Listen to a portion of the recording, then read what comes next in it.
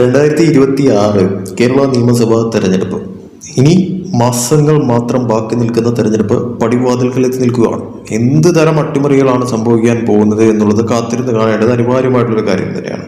അതിനിടയിൽ തന്നെയാണ് ഇപ്പോൾ ലേറ്റസ്റ്റ് ആയിട്ട് പല രീതിയിലുമുള്ള രാഷ്ട്രീയ നിരീക്ഷണങ്ങൾ, സർവേ റിസൾട്ടുകൾ, അത് ദേശീയ തലത്തിൽ നിന്ന് തന്നെ ദേശീയ സർവേ റിസൾട്ടുകളൊക്കെ തന്നെ പുറത്തു വരുന്നത്. അപ്പോൾ കണക്ക് നോക്കുമ്പോഴത്തേക്കും ഇത്തവണ എന്താണ് കേരളത്തിൽ സംഭവിക്കാൻ പോകുന്നത്? ഇത്തവണ LDF ഒരു തുടർ ഭരണം ഉണ്ടാകുമോ?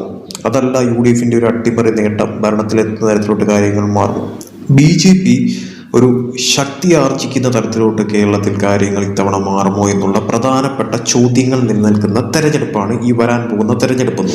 തീർച്ചയായിട്ടും പല രീതിയിലുള്ള വമ്പൻ അട്ടിമറികളും സംഭവിക്കുമെന്ന് തന്നെയാണ് ലേറ്റസ്റ്റ് ആയിട്ട് വന്ന സർവേ റിസൾട്ടുകളൊക്കെ തന്നെ നോക്കുമ്പോഴത്തേക്കും മനസ്സിലാവുന്ന ഒരു കാര്യം എന്ന് പറയുന്നത്. അത് ആർക്ക് ഗുണകരമായി മാറും, ആർക്ക് ദോഷകരമായും മാറും. പല സ്ഥലങ്ങളിലും ഒരു ത്രികോണ പോരാട്ടങ്ങൾ കളമൊരുങ്ങാൻ പോകുന്നു എന്നുള്ളത് വ്യക്തമായി മനസ്സിലാക്കാൻ പറ്റുന്ന സർവേ റിസൾട്ടുകളൊക്കെ തന്നെയാണ് പുറത്തു വന്നുകൊണ്ടിരിക്കുന്നത് തന്നെ.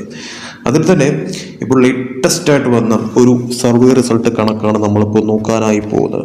ഇലക്ഷൻ ട്രാക്കർ പുറത്തുവിട്ട സർവേ റിസൾട്ട് പ്രകാരം, അതായത് ടൈംസ് നൗ ഇലക്ഷൻ ട്രാക്കർ പുറത്തുവിട്ട ഒരു സർവേ റിസൾട്ട് പ്രകാരമാണെങ്കിൽ കേരളത്തിൽ ഇത്തവണ എന്താണ് സംഭവിക്കാൻ പോകുന്നത്? 140 നിയമസഭാ മണ്ഡലങ്ങൾ കേരളത്തിൽ. ഈ 140 നിയമസഭാ മണ്ഡലങ്ങളിൽ സംഭവിക്കാൻ പോകുന്ന മാറ്റങ്ങൾ എന്തൊക്കെയാണ്? LDFന് എത്ര സീറ്റുകൾ, UDFന് എത്ര സീറ്റുകൾ, BJPക്ക് എത്ര സീറ്റുകൾ? ലേറ്റസ്റ്റ് ആയിട്ട് വന്ന സർവേ റിസൾട്ട് പ്രകാരം UDFന് വലിയ തോതിലുള്ള ഒരു മുൻതൂക്കമാണ് കൊടുത്തിരിക്കുന്നത് എന്ന് എടുത്തു പറയേണ്ടി വരും. അതായത് 91 സീറ്റുകളാണ് UDFന് കൊടുത്തിരിക്കുന്നത് ഈ ഒരു സർവേ പ്രകാരം. ഇലക്ഷൻ ട്രാക്കർ സർവേ റിസൾട്ട് പ്രകാരം UDFന് 91 സീറ്റുകൾ കൊടുത്തിരിക്കുന്നു. LDFന് 46 സീറ്റുകളാണ് നൽകിയിരിക്കുന്നതെന്ന് പറയുന്നത്.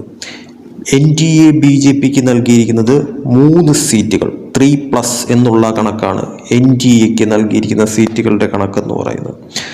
മൊത്തത്തിൽ നോക്കുവാണെങ്കിൽ 140 നിയമസഭാ മണ്ഡലങ്ങളിൽ UDF 91, LDF 46, NDA 3 എന്നിങ്ങനെയുള്ള കണക്കാണ് പുറത്തു വന്നിരിക്കുന്നത്.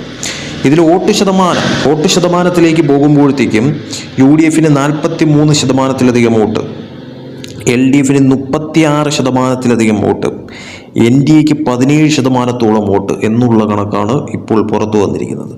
UDF 91 സീറ്റുകൾ, 43% വോട്ടുകൾ, LDF 46 സീറ്റുകൾ, 36% കൂടുതൽ വോട്ടുകൾ, NDA BJP 3 സീറ്റുകൾ, 17% വോട്ടുകൾ എന്നുള്ള കണക്കാണ് ഇപ്പോൾ പുറത്തു വന്നിരിക്കുന്നത്. തീർച്ചയായിട്ടും വലിയ ഒരു മേൽക്കൈ UDFന് ഉണ്ട് എന്നുള്ളത് തെളിയിക്കുന്ന തരത്തിലുള്ള ഒരു സർവേ റിസൾട്ടാണ് ഇപ്പോൾ പുറത്തു വന്നിരിക്കുന്നത് എന്നുള്ളത് എടുത്തു പറയേണ്ടി വരും.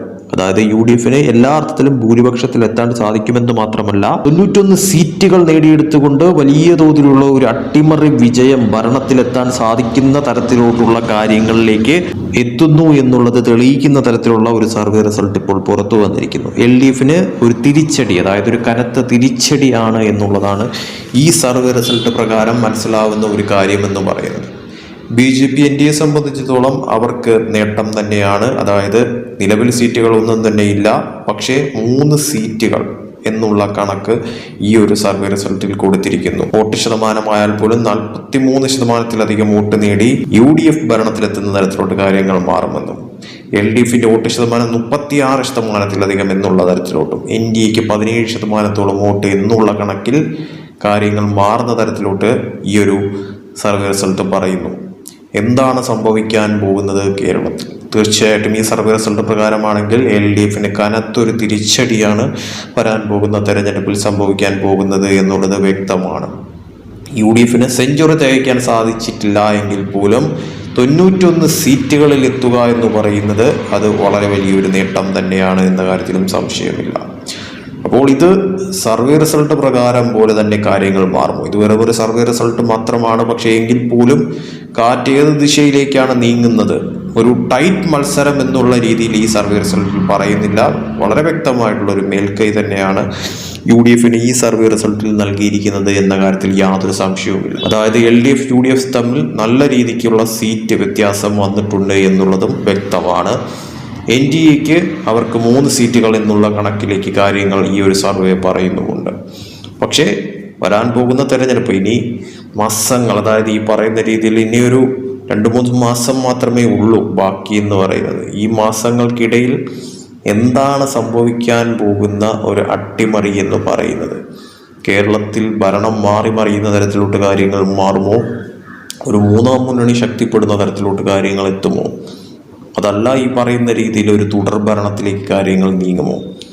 സർവേ റിസൾട്ടുകൾ പുറത്തു വരുമ്പോഴത്തേക്കും UDF അനുകൂലമായി തന്നെയാണ് പല സർവേകളും ഇപ്പോൾ പുറത്തു വന്നുകൊണ്ടിരിക്കുന്നത്. അതിൽ വ്യക്തമായിട്ടുള്ള മേൽക്കൈ ഇപ്പോൾ പുറത്തു വന്ന ഈ സർവേ റിസൾട്ടിലും പറയുന്നുമുണ്ട്. ഇതുപോലെ തന്നെ സംഭവിക്കുന്ന തരത്തിലോട്ട് കാര്യങ്ങൾ മാറിക്കഴിഞ്ഞാൽ LDF കനത്ത തിരിച്ചടിയായി മാറുകയും എല്ലാ അർത്ഥത്തിലും എല്ലായിടത്തു നിന്നും ഭരണം കൈവിട്ടു പോകുന്ന തരത്തിലോട്ട് കാര്യങ്ങൾ മാറുകയും ചെയ്യുന്ന ഒരവസ്ഥയിലോട്ട് കാര്യങ്ങൾ എത്തുമെന്നുള്ളത് വ്യക്തമാണ്. തീർച്ചയായിട്ടും കാത്തിരുന്ന് കാണേണ്ടത് അനിവാര്യമായിട്ടുള്ളൊരു കാര്യം തന്നെയാണ്. LDF UDF BJPക്കാണോ ഒരു നേട്ടമുണ്ടാക്കാനായിട്ട് സാധിക്കുക? അതിൽ ഭരണത്തിലെത്താനായിട്ട് LDF UDF സാധിക്കുന്നത്? സർവേ റിസൾട്ടുകൾ പോലെ തന്നെ കാര്യങ്ങൾ മാറി മറിയുമോ? അതല്ല എന്തെങ്കിലും തരത്തിലുള്ള മാറ്റങ്ങൾ അവിടെ LDF നിലവിലും ഉണ്ടാക്കിയെടുക്കാൻ സാധിക്കുമോ എന്നുള്ളത് കാത്തിരുന്ന് കാണാം.